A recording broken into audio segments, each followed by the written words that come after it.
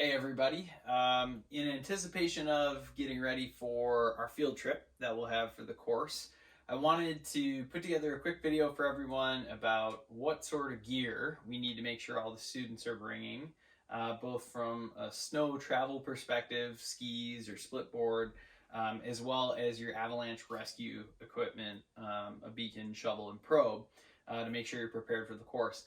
And I'm also going to talk a little bit or just show some examples of what I normally wear when I'm backcountry skiing, and especially what might be really helpful for you while you're on this field trip, because we're going to spend a lot of time sort of standing around, having conversations, seeing demonstrations, and we don't want anyone to get cold or wet while they're out in the weather. So maybe first and foremost, we should talk about snow travel gear. So for that, whether you're a skier or you're a snowboarder, we're going to need to make sure that you've got a nice set of backcountry touring boots. So if you're a skier, something that unlocks at the heel and allows you to walk and is nice and warm on your feet. This is what I use personally.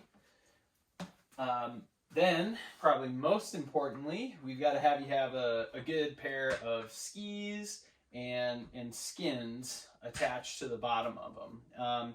And as you can see here with my skis, I already have my skins on the bottom. They're already all set up. They're stuck on there. And you can come to the trailhead in the morning with your skins on your skis already. You don't need to put them on at the trailhead. It's totally cool to put them on at home first, so that you're all ready when you get there. And then on that point, normally your skins will have these skin savers in between them, and they'll probably come in a skin sack. These things, you can leave at home. This is only for storing your skins when you're not using them. So once you put your skins on, this stuff, don't bring them with you on any part of the field trip. Leave them at home. It's all for at home. You'll need a good pair of poles. So really any ski pole will do. Nothing fancy is required. I use a telescoping one, but there's nothing fancy that's really required from the ski poles that you bring with on the course. So that is something you'll need for the course. Moving on, if we take a look, we'll set the skis to the side for a second. We also need to make sure you got your avalanche rescue equipment. So a good shovel, as I mentioned in my rescue gear video, if it cost $50 or more, you probably have a good one. If it didn't, maybe check with someone to make sure you have what you need. And then a backcountry ski probe as well, that collapses like this and expands when you pull it, or however it works.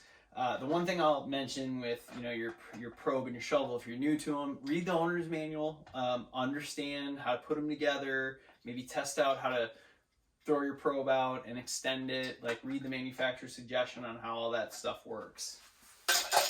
Beyond that, we need to make sure that you've got an avalanche beacon. So have your avalanche beacon with you. If you've got questions or you're trying to consider which one to buy, not sure where to start, have a conversation with your instructor in the course. We'd be happy to walk you through what our recommendations are and what's worked well for us. I use this Black Diamond Peeps one. That works pretty well. And then probably most importantly, before we get into clothing, have your blue book with. You got to have this with. We want to have you guys fill this out before the start of each day of the field trip, at least getting in the plan and sort of the weather, what's going on and what we expect for the day, where we're going to travel, which we will share with you ahead of time, and then what our emergency plan is, right? So, who would we call if we have a problem on the trip? The instructors will also all have that information set aside for their groups. We've got an emergency plan. So make sure you've got your blue book with you. With that, I'm going to pivot real quick to just gear. So you guys saw, I did a quick video on like what's all in my backpack. So I've got all that stuff in here. I'm not going to spend any time on that.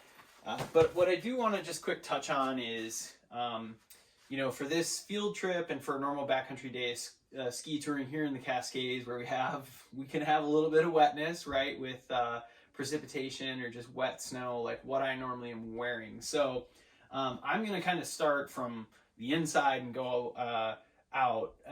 So For me, what I tend to wear, right, I've got a nice pair of lightweight ski socks for my boots. And then underneath me, I generally have on like a really lightweight synthetic t-shirt and underwear. You don't want to wear anything that's cotton, so please keep that in mind. So I've got that on, and then I have a really, really lightweight pair of long johns that's more than enough here in our moderate temperatures to keep a little bit of warmth in, but also if I sweat a little bit on the uphill, you know, that'll help absorb it and wick it away from my body pretty easily. Then I've got a long sleeve, lightweight kind of base layer that I wear on my body. This one has a hood. You don't need a hood. It can just be, you know, more of a crew neck or whatever it is. That's fine. But really lightweight. You don't need anything super warm. Underneath that, or above that, excuse me, I normally wear just kind of like some sort of like mid-weight fleece. Like this is one from Outdoor Research that I commonly wear. It's not super heavy, but it's enough warmth, and it has like a hood and kind of a high neck that I can zip it up and keep some warmth in on top of that base layer, and that actually keeps me pretty warm, especially when I have that paired with my shell. So on the top of my body, generally speaking, I don't use a soft shell during the winter here. I use like a hard shell jacket, something waterproof. It doesn't have to be Gore-Tex. This one is Gore-Tex, but something that's going to keep you dry and help like keep some of the heat in when you get a little cool. So oftentimes when I tour up, I'll just be in that red sweatshirt. I'll throw this on, you know, when I'm standing around if I get a little bit cold and if there's any precipitation, just to keep the moisture off of me. So that's what I have with for my top layer. And then on my legs, generally in the winter, I'm using, again, a waterproof ski pant. You know, you could use soft shell ski pant. That's totally fine. It's up to you. But like waterproof is just nice for when I'm digging in the snow. I don't get my legs wet. I don't get my, you know, rear wet if I have to sit in the snow for whatever reason. Those work pretty good for me. So that's what I'm wearing on my legs. And then last but not least, I'd recommend you guys have like a warm puffy with you. This, again, as you saw in my other video, I'm wearing a pretty heavyweight one. I don't always wear it. Like I said, I may actually have a lighter one with that I just put on over my mid layer to sort of keep me warm. But have a warm puffy with you that you could fit underneath your waterproof layer. That will help a lot if we're kind of standing around for a little bit doing some instructional stuff just to keep you warm. So hopefully that gives you guys a good sense of what to be prepared for as you come on the field trip. We're really looking forward to having you guys out there in the field, learning some of our rescue skills and preparing for a day of touring that we're going to do on Sunday.